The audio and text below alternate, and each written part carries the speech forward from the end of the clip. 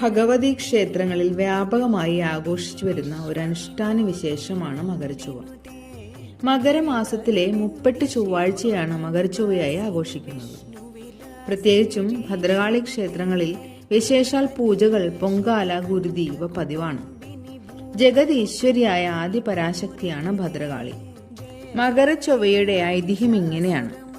ചൊവ്വയുടെ ഉച്ചക്ഷേത്രമാണ് മകരം, അതായത് ചൊവ്വ ബലവാനാകുന്ന രാശി. യുഗ്മരാശിയായ മകരം ഭദ്രകാളി പ്രീതിക്കാണ് പ്രാധാന്യം. പണ്ടു മുതൽക്കേ തന്നെ കേരളത്തിലാകമാനം ധർമ്മദൈവമായും കുലദൈവമായും രോഗദാരിദ്ര്യനാശത്തിനും കുടുംബത്തിന്റെ അഭിവൃദ്ധിക്കും ദേശസംരക്ഷണത്തിനുമായി ആരാധിക്കപ്പെടുന്ന മാതൃദൈവ സങ്കല്പമാണ് ഭദ്രകാളി.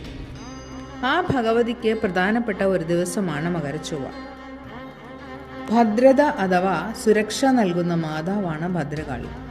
8 തൃക്കൈകളാലും അനുഗ്രഹം ചൊരിയുന്ന മൂർത്തിയായി കാളി ഉപാസകർ ദേവിയെ കാണുന്നു.